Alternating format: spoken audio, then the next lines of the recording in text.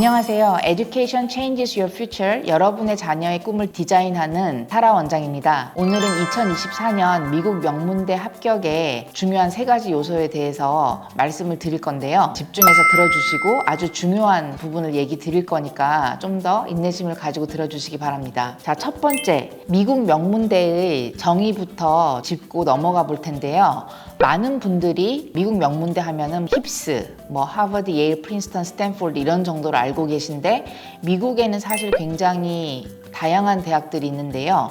지금 방금 말씀드린 종합대학, 연구 중심의 종합대학, 하버드, 예일, 프린스턴, 스탠포드, 콜롬비아, 달트머스, 유펜 이런 학교가 있고, 두 번째는 인문교양대학이라고 LAC라고 들어보셨죠? 리버럴 아츠 칼리지인 웨슬리언, 그 다음에 윌리엄스 칼리지, 그 다음에 스워스모어 칼리지, 좀 더 이제 소규모의 그런 인문 종합대학들이 있고, 또 세 번째는 스템 계열의 다들 잘 아시는 MIT, 칼텍 이런 대학들, 조지아텍 이런 대학들이 있고요. 자, 그 다음에는 깜짝 놀라실 수 있는데 노스 이스턴, 그 다음에 보스턴 유니버시티가 지금 미국 기준에서 굉장히 하이리 셀렉티브한 대학의 명문대 계열에 진입을 했습니다. 그래서 노스이스턴이 왜 명문대야? 라고 반문하시는 분도 계실 텐데, 노스이스턴은 그동안 꾸준한 노력으로 굉장히 많은 프로모션과 또 협력 프로그램이나 어떤 코어 프로그램이나 이런 것들을 통해서 지금 53위로 되어 있고요. 보스턴 유니버시티 같은 경우도 큰 종합대학의 의대까지 다 갖추고 있는 대학인데 BU가 사실 예전의 BU가 아니라 43위로 등극이 되어 있습니다. 그래서 이렇게 사실은 다양한 종류의 대학이 있고, 한 가지 제가 빠뜨렸는데 Public Flagship University라고 해가지고 주립대 중에 명문대학들이 있죠. UC 계열 대학 UCLA나 UT 오스틴 계열의 대학들이 있습니다. 자, 그럼 이렇게 다양한 카테고리의 대학들에서 어떠한 입시의 변화가 있었는지 말씀을 드릴 텐데, 저는 오늘 이 영상을 준비하면서 사실은 굉장히 이러한 영상들을 잘 찍는 전문가들도 계시고 이미 부모님들께서 아주 많은 그 정보들, 들었을 정보들에서 좀 더 다른 관점의 해석을 해드리고자 했어요. 그래서 예를 들자면 입시 원서가 2022년 기준으로 커먼앱, 코올리션앱 다 합해서 1,500만이라고 합니다. 그죠? 그러면 이게 어마어마한 숫자인데, 그러면 이게 5년 전에 비해서는 거의 500만 부수가 이제 는 거고요. 그렇다면은 한 5년, 6년 전에 학생들이 평균적으로 미국 학생들 기준으로 했을 때 대학을 5개, 6개 이렇게 썼다면은 지금 학생들은 기본적으로 10개에서 15개 이렇게 쓴다는 통계가 나오고요. 그 다음에 그렇게 하다 보니까 당연히 원서 볼륨이 늘어나고 또 굉장히 그 원서 평가 기준이 까다로워지겠죠. 그런데 우리가 잘 생각해 보면 대학교가 예를 들면 콜롬비아 대학이나 하버드 대학이 갑자기 자리수를 늘리진 않기 때문에, 한마디로 예전에 5대1이던 경쟁률이 50대1이 되거나 이렇게 돼버린 상황이 되니까 숫자적으로도 이건 굉장히 단순한데 굉장히 어려워진 거죠. 평가 기준에서도 더 세부화가 나뉘어지고 기준이 된 평가 기준에 대해서도 사람들이 의문을 갖기 시작하는 그러한 현상들이 지금 나타나고 있습니다. 그래서 새로 예를 들자면은 미국의 고등학교에서 1등하는 아이들이 33,800명, 학생 대표 33,800명, 학생회장 33,800명인데 하버드는 예를 들자면 지금 나와 있는 그 아이비 학교들은 첫 해에 가장 많이 받을 수 있는 학생 수가 14,000명. 그러면 당연히 이 학생들만 해도 지금 다 합하면은 거의 9만 명 정도가 되는데, 이건 미국 학생들만 또 얘기를 한 건데 여기에다가 인터내셔널 학생들에다가 이렇게 다 했을 때 너무 자리가 진짜 낙타의 바늘구멍 들어가기보다 더 힘들다처럼 이러한 경쟁이 너무나 당연한 거죠.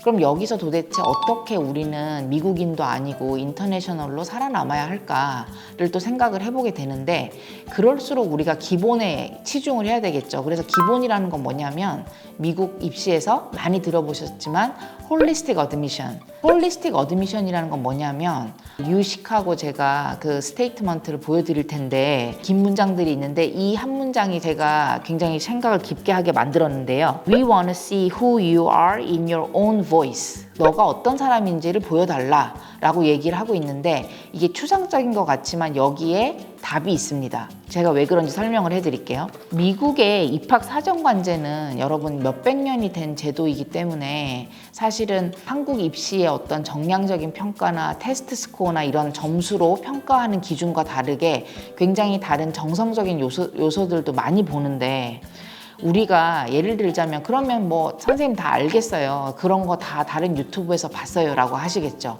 그런데 그러면 실제 미국 입학 사정관들이 얘기할 때 가장 많이 보는 거는 도전적인 과목들을 들었는가. 내가 중3인데 굉장히 쉬운 수학을 듣고 A를 받는 것보다는 내가 고등학교 1학년 수학을 듣고 뭐 예를 들면은 B 플러스나 A 마이너스를 받는 게 더 좋다고 보는 거죠.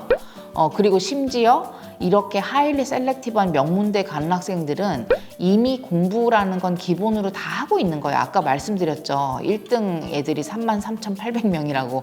근데 거기서 만약에 여러분이 생각해 보세요. 여기 애들은 다 이미 전교 1등 하는 애들이에요. 0.5% 애들이 모여 있는데 여러분이 에세이에다가 저는 밤을 새서 공부해서 전교 1등을 했습니다 라고 한다면 되게 한심하게 보이는 거예요. 야, 이미 이건 너무 기본적으로 다 1등하고 있는데 심지어 너는 밤을 새서 1등을 했어? 능력 부족이구나 라고 스스로 자신을 깎아내리는 거기 때문에 이건 그냥 당연한 거예요. 그래서 어머님들이 오셔서 IB 점수가 몇 점이고 AP가 몇 개 들어서 얘는 명문대를 다 지원할 수 있을까요? 이 질문이 이제는 더 이상 통하지가 않는 거예요. 그런 거를 꼭 아셔야 되는데 그럼 과연 입학 사정관들은 테이블에 모여서 그럼 뭐 스탠포드나 뭐 MIT나 이런 데서 왔어요. 근데 애들을 펼쳐보니까 다 애들이 도전적인 과목을 했고 다 A 플러스 받았어요. 다 7, 80% 애들이 이미 가지고 있어요. 근데 그 비중이 미국 입시에서 한 60% 이런 정도로 측정이 된단 말이에요. 그럼 과연 여기서 도대체 어떻게 그럼 다 이렇게 AP 잘하고 IB 잘하고 막 했는데 뭘로 뽑을 거냐라고 입학사정관한테 물어보면 글쎄 경우에 따라 달라라고 얘기를 해요. 그럼 여기서 그럼 뭐예요? 지금까지 장황하게 왜 얘기했어요? 라고 얘기하실 수 있는데 예를 들자면 이런 거예요. 내가 의대를 지원하는데 바이오메디컬 지원을 하는데 나는 매스, 바이오, 케미스트리 막 이런 과목만 엄청 막 해서 만점을 받았어요. 근데 옆에는 그 과목 플러스 심지어 AP 사이콜로지, AP 리터처 문학, 심지어 AP 뮤직 이런 것까지 했어요. 그럼 얘는 똑같이 다 만점을 받았지만 급이 다른 A인 거예요. 왜냐면은 의대나 바이오메디컬을 함에도 불구하고 인문학적인 소양까지 갖췄어. 그럼 여기는 이미 이 리그에서는 그거는 당연히 잘하는 거고 여기에 플러스가 있다는 거죠. 그럼 여기서 AP의 과목의 구성이 어땠냐 이거를 자기의 전공과 약간 크로스로 잘 매칭을 해서 다양한 면을 보여줬냐 아니면 주구장창 스템 과목만 수학, 과학만 파서 그런 식으로 어필을 했느냐. 예를 들면 제가 지금 한 개 예를 드는 건데 그런 거에서도 차이를 내는 거예요. 결정을 할 수 있는 거예요. 무슨 말인지 아시겠어요, 여러분? 그렇고 자, 두 번째는 그 다음에 테스트 스코어가 있습니다. 여러분이 잘 아시는 SAT, ACT인데 SAT가 팬데믹이 유행하면서 선택적 사항으로 바뀌기도 했는데 얼마 전에 달트머스도 우리는 SAT를 고려하겠다. MIT가 가장 먼저 SAT를 고려하겠다라고 했죠. 그런데 자세히 보시면 MIT는 같은 스템 계열의 엘리트 스쿨인 칼텍은 SAT 없이도 우리는 충분히 학생들을 잘 뽑을 수 있어 라고 얘기하는 반면에 MIT는 아니야, 우리는 테스트 스코어를 꼭 봐야겠어. 그러면 여기서도 사실은 살짝 알 수 있는 거는 칼텍은 굉장히 다양한 요소로 개성이 강한 학생들, 물론 MIT가 개성이 강하지 않다는 건 아니지만 MIT가 좀 더 보수적인 성향을 가지고 있다고 보실 수 있겠죠. 그래서 그럼 여기서 SAT를 또 왜 얘기했냐면 그래서 사실은 하일리 셀렉티브한 학교들에서는 SAT가 그냥 당연히 또 그냥 깔고 가야 되는 거예요. SAT를 낼까요 말까요? 내가 정말 SAT나 이런 것들을 안 내고도 압도할 수 있는 어떠한 스펙이 있다면 모르겠지만 좀 위험한 아이디어죠. 그럼 SAT 당연히 이제 가져가야 되는 거고. 자, 세 번째는 이 뜨거운 감자인데, 자, extra curricular activity가 나옵니다. 그럼 과연 선생님 이렇게 똘똘한 애들만 집단으로 모여있는 이 리그에서는 도대체 어떠한 활동을 해야 되냐. 말 그대로 어머님 이런 거예요. 엑스트라 커리큘러. 그렇죠? 뭐냐면 교과 외의 활동. 교과 외인데 자, 이 아이들을 한번 현실적으로 보자고요. 저는 사실 원서를 하면서 논문 3개 쓰고 음악 활동하고 오케스트라 하고 미술을 하고 포트폴리오 있고 막 이런 데도 다 떨어진 학생들을 봤거든요. 그러면은 제가 생각을 하는 거예요. 왜 이 학생이 떨어졌을까? 그러면은 이런 거죠. 정말 얘기 말씀드리고 싶은 게 열정적으로 내가 좋아하는 걸 해야 되지 내가 이걸 해서 입학사정관을 기쁘게 할 수 있는 활동을 하지 말라는 거예요.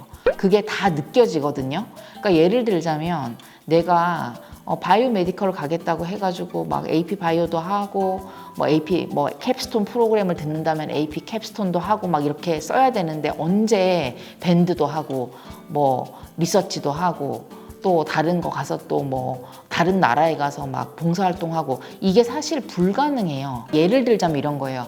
예전에는 제가 한 5, 6년 전에 입시 컨설팅을 할 때도 웬만한 어떤 정량적인 스펙을 솔직히 갖췄을 때 우리가 아이비리그에서 웬만한 대학들은 갈 수 있다. 라고 지금 특정 대학을 말하면 조금 조심스러울 수 있기 때문에 그렇게 갈 수 있었는데 지금은 그런 상황이 많이 바뀌었어요. 그러니까 비유를 들자면 예전에 명품 백화점이었다면 지금은 부티크 전략으로 가야 돼요. 나의 상품 자체가 빛을 발해야 되는 거예요. 자, 이게 무슨 얘기냐면 엑스트라 커리큘러가 어떻게 해야 되겠다 이런 것들은 너무나 잘 하시는 유튜버들도 많고 많은 영상이 있을 테니까 제가 케이스만 얘기를 좀 하나 드릴게요. 예를 들자면 제가 올해 유펜 이코노믹스에 합격한 여학생이 한 명 있어요.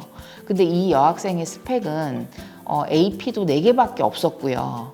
그 다음에 GPA도 GPA는 나쁘지 않았어요. GPA는 나쁘지 않았고 뭐 다른 요소들은 나쁘지 않았는데 SAT 점수도 사실은 한 1500 뭐 아주 초반 1500 뭐 아니면 막 1480도 있었고 그러니까 딱 1500 나왔고 사실은 정량적인 스펙에서는 그렇게 어떻게 유펜 그것도 경제학과를 갔을까라고 생각을 하실 수 있는데 이 여학생이 제가 이제 10학년 때 이 여학생을 만나서 이제 꾸준히 이제 제가 연관과 관리를 해서 이렇게 했는데 이 여학생 같은 경우에는 제가 컨설팅을 하는 동안에 조금 애석하게도 집안 사정이 좀 어려워졌었어요. 그런 유기농 사업을 하셨었는데 물론 이제 워낙에 이제 크게 사업을 하셨기 때문에 타격은 없었지만 어떤 한 부서가 안 됐었어요. 식품업적으로.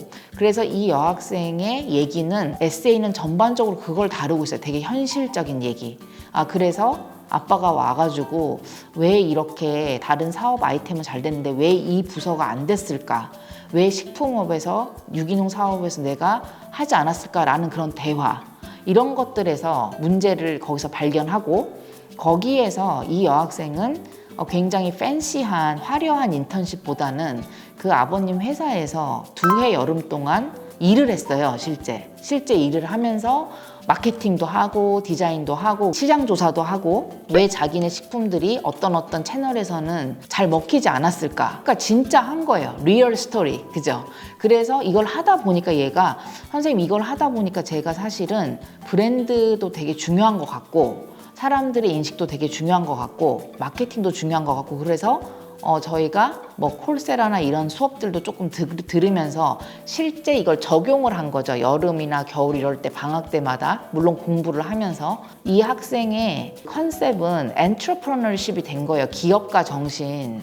그리고 이걸 현실 속에서 경험을 했고 이걸 또 생활 속에서 끊임없이 대화를 나누면서 사람들의 마음을 살려면 이런 소비자 심리학도 필요하겠구나. 그래서 이 아이가 택한 과목이 AP 사이콜로지를 들었고 그래서 이게 과목, 그 다음에 활동, 그 다음에 또 학교에서 한 어떤 것들 학교에서 이제 이런 걸 하다 보니까 어떤 벤처 뭐 이런 클럽도 이제 저희가 좀 한 거죠. 코칭을 해준 거죠.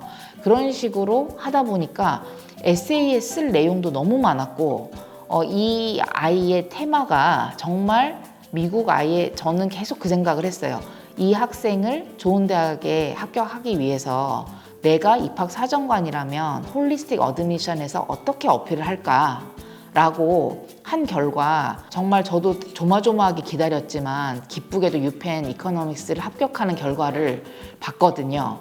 가장 중요한 거 말씀드릴게요. 자, 미국의 어드미션 트렌드 서베이라고 해서 모든 입학 그 사정관들이 통계를 내는 그 설문 조사 최근 데이터를 가져왔는데 이 데이터에서 봤을 때 물론 학교 성적, 그 다음에 뭐 테스트 프렙 성적, 그 다음에 또 커리큘럼 어떤 어려운 과목들 들었는지가 뭐 압도적으로 많이 차지하고 있어요. 70%, 60% 정도 차지하고 있고 그에 이어서 SAT가 45.7%, 그 다음에 게임 체인저라고 하죠. 이제 이걸 뒤집는 어떤 요소는 에세이가 23.2%를 차지하고 있는데 여기서 진짜 중요한 거는 뭐냐면 제가 이런 질문도 받아봤어요. 어떤 어머님이 7학년인데 선생님 저희 아이는 MIT 가는 게 꿈이에요. 그러면 제가 오늘부터 열심히 MIT 홈페이지를 가서 계속 클릭을 하고 이메일을 자주 열어보면 우리 아이한테 도움이 될까요? 하는데 전 되게 칭찬드렸거든요, 어머님한테. 그런데 그 실제 맞아요. 이런 학교들이 미국 학교들이 되게 마케팅이거든요. 그래서 되면 9학년 돼서 PSAT 이런 거 성적 좋으면 막 이렇게 옵니다. 너 나중에 우리 학교 오면 좋겠다. 뭐 이렇게 막 이렇게 이제 막 꼬시기 시작하는데 그런데 여기에서 만약에 스탠포드에서 매일 한번 캠퍼스 투어 한번 와보지 않겠니? 뭐 이런 거 신청해라 이렇게 왔는데 열어보지도 않는다. 그게 다 기록이 돼요. 여러분 되게 무섭죠? 우리는 무서운 세상에 살고 있어요. 이렇게 조정이 되고 있어요. 그렇기 때문에 이런 것들이 있는데 자, 여기서 간단히 말씀드리면 자, 미국 대학에서 다른 대학교들을 볼 때 우리가 보면 demonstrated interest라고 해서 학교에 대한 관심을 보여라. 이게 정말 입학하는데 중요하다라고 엄청나게 강조를 하거든요. 근데 여기서 반전이 있는 거예요. 이러한 탑 20 학교들은 이게 별로 중요하지 않다고 했어요. 생각을 해보세요. 왜 그럴까요? 스탠포드 누구나 가고 싶죠. MIT 누구나 가고 싶어요. 그죠? 근데 이 학교를 굳이 꼭 왜 내가 오고 싶은지 그거는 그냥 이것도 당연한 거예요. 아까 제가 서두에서 전교 1등이 다 깔고 있는데 내가 밤을 새서 전교 1등 했어요 라고 얘기하면 안 된다고 했잖아요. 그거랑 같은 맥락이에요. 그렇다면 여기서 하고 싶은 얘기가 뭐냐면 demonstrated interest가 이미 깔려 있기 때문에 이건 누구나 오고 싶은 학교고 누구나 다 공부를 잘하기 때문에 더더욱 자기의 개성과 자기의 스토리로 승부를 해야만 합격할 수 있는 요소들이 나옵니다. 그래서 오늘은 사실은 굉장히 많은 얘기들이 있어서 추려봤는데도 조금 영상이 길어졌는데요. 오늘 영상을 아마 한 번만에 이해가 잘 안 되실 수 있어요. 그러면 여러분들이 또 한 번 지나고 한 번 보시고 또 어떠한 컷을 한번 집중해서 또 들어보시면 도움이 많이 되실 겁니다. 저는 앞으로도 제가 실제 경험하고 재해석할 수 있는 컨텐츠로 여러분께 찾아뵙도록 하겠습니다. 구독과 좋아요는 컨텐츠 제작에 도움이 많이 되므로 부탁드리겠습니다. 감사합니다.